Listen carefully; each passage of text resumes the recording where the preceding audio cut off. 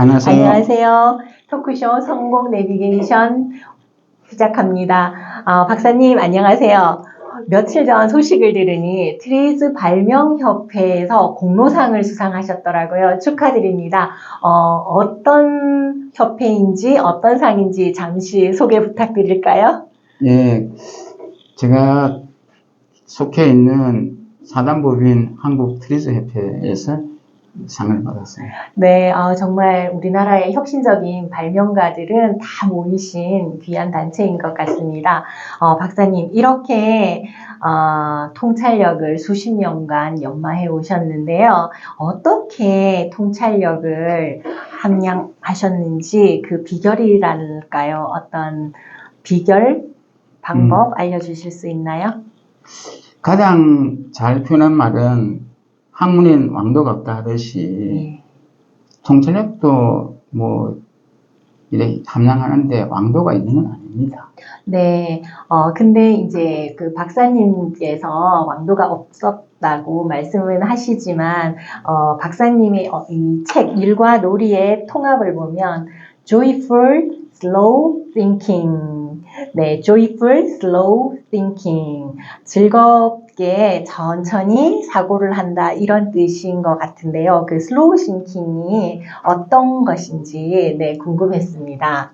예, 슬로우 싱킹이라는 것은요, 우리가 통찰력을 높이는데 하루아침에 높이는 것도 아니고, 뭐, 로마도 하루아침에 이루어지지 않았다 그러잖아요. 예. 마찬가지로 통찰력도 하루아침에 다 막 느는 건 아닙니다. 네. 그래서 시간을 두고, 기회를 두고 천천히 한 단계 한 배 높여가는 거거든요. 네. 제 선친이 제게 가르쳐 준 그 얘기가 있어요. 네. 게으른 자는 이제 저는 시골 촌놈이니까 토담을 샀는데 이제 토담은 돌 한 계단 넣고 흙 한 쪽 넣고 또 돌 넣고 이렇게 하잖아요. 네. 근데 게으른 사람은 그거를 한 번에 이제 흙을 반죽을 해가 이겨 가지고 다 쌓아버려요. 그러면 흙담이 무너져요. 네. 근데 그것을 흙이 어느 정도 굳고 난 뒤에 한 단계 쌓고 한 단계 이렇게 쌓잖아요. 네네. 마찬가지로 이 통찰력도 단계별로 조금씩 네. 내려가야 돼요. 네, 그런 것 같습니다.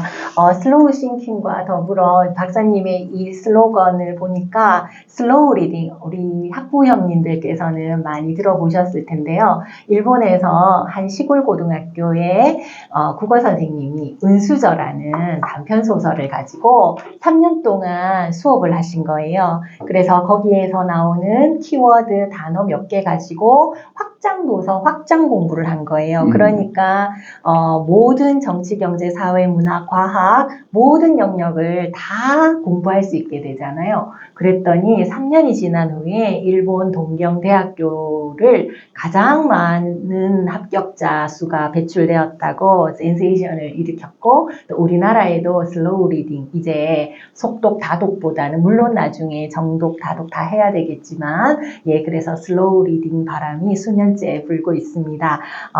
책을 볼 때는 이런 슬로우 리딩을 통해서 또 슬로우 싱킹으로 넘어가겠지만, 우리가 이제 일도 해야 되고 사업도 해야 되고 여러 가지 풀어야 될 숙제가 많지 않습니까? 그래도 조금 더 박사님께서 이제 책을 보니 시, 룩 이렇게 차이를 예를 드시면서 설명을 해주셨던데요. 여기에 대해서 조금 더 설명을 부탁드려 보겠습니다. 예, 저는 이제 통찰력을 어떤 학교에서 교과목에 오늘은 통찰력 시간이다 해가지고 우리가 특별 시간, 음악 시간 되면은 노래 연습하고 하듯이 이렇게 해서 영상에 하는 게 아니고요. 세상 살아가면서 이렇게 쭉 보고, 이건 왜 이럴까? 이건 개선할 여지가 없을까? 이렇게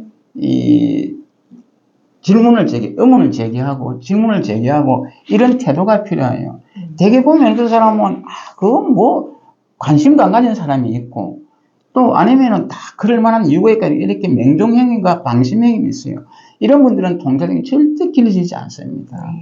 이제 저는 어떻게 하느냐면 어떤 현상을 보고 저거 어떻게 좀 개선하면 좋겠는데 하는 생각이 있으면은 그걸 보고 거기서 즉석에서 아이디어가 떠오르면 그거를 이제 방식을 제시하고요. 그렇게 아니면은 그냥 저런 문제가 있구나 하고 내비두고 네. 그냥 살아가요. 네. 쭉 살아가다 보면은 또 제가 여행을 즐겨 가거든요.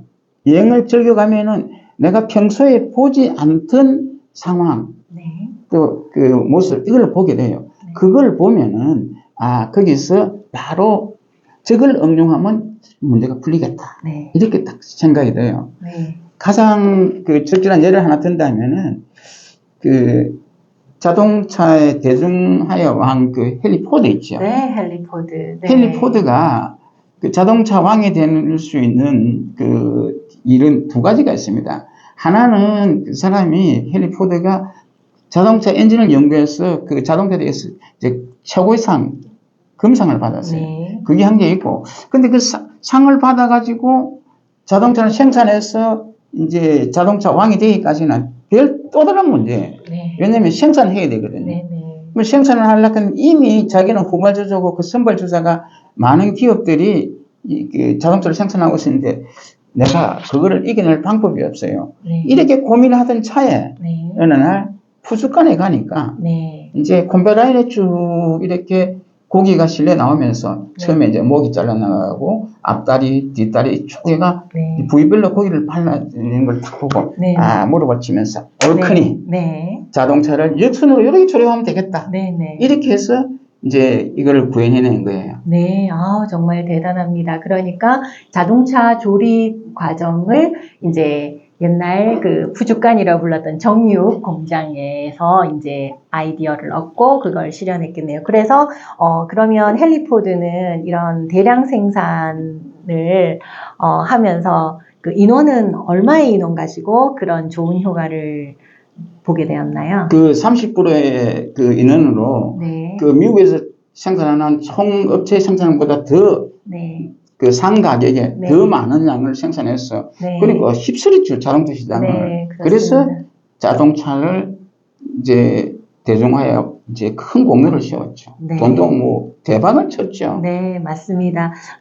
어머니가 이제 마차를 타고 가시다가 이제 돌아가신, 그런 걸로 해서 자동차를 대중화하겠다라는 그런, 인류 사랑의 정신을, 그 기반으로 하고 있는 포드가, 정육점에서도 이제 아이디어를 얻어서 이제 새로운 20세기의 새로운 자동차 산업을 연 그런 총화가 된 것 같습니다. 그러면 우리도 이제, 항상 개선의 여지가 없을까라는 그런 시각으로, 문제를 보고 또 금방 안 풀려도 조금, 잠재의식에 넣어놨다가, 다른 곳을 갈 때, 그런 착상을 해야 되겠죠. 여행하는 목적이 거기 있는 거예요. 네. 왜냐하면은 늘 우리가 익숙한 성감을 볼 게 아니라 새로운 모습을 보면은 네. 바로 저걸 딱 응용하면 되겠어. 딱 네. 풀리는 거예요. 네. 그렇잖아요. 포드가 저거 딱 보니까 딱 역순. 네. 응? 네. 어떤 거는 그대로 빼닮은 것도 있어요. 공정이. 네, 맞습니다. 네. 정말, 익숙한 것도 새롭게 봐야 된다는, 그런 새로운 시각을 얻게 되는 것 같습니다. 그러면 이 슬로우 싱킹 습관만, 연마하면 통찰력이 잘 길러지는 게 될까요? 그건 조금 무리한 생각이고요. 네. 그보다 훨씬 더 중요한 게 본인의 마인드예요. 네. 본인이 이 문제를 해결하겠다는 통찰력을 길러야 되겠다는 그 의지가 없다면 그 무엇도 안 됩니다. 네. 가장 비근한 예를 하나 들면은 옛날에 김우중 회장이 쓴 세상은 넓고 할 일은 많다 그 책자에서 제가 읽은 네. 얘기인데요. 이런 얘기가 나옵니다. 그 밑에 있는 이사가 맨날 며칠 연구를 해서 또 기획서를 가지고 김우중 회장한테 결제를 해 갑니다. 네. 그럼 김 회장이 쭉 읽어보고는 그보다 좋은 처방을 탁 내리는 거예요. 네. 늘 그렇게 결제를 받다가 어느 날 그 이사가 회장한테 여쭈었어요. 네. 회장님, 저는 맨날 며칠을 연구하고 그러는데 회장님 어떻게 그렇게 탁 명쾌한 처방을 내리십니까? 이렇게 턱 물으니까 네. 김우중 회장이 뭐라고 얘기했냐면 김 이사, 당신은 절실하지 않아. 그냥 이 사진만 유지하면 되니까 그밖에 발상이 안 되는 거고 나는 죽고 사느냐 내 인생이 걸린 문제야. 네. 그러니까 나는 고민할 수밖에 없지. 네. 그래서 나는 자네가 해오는 스릴만 딱 보면 바로 맹천 처방이 나와. 네. 그랬어요.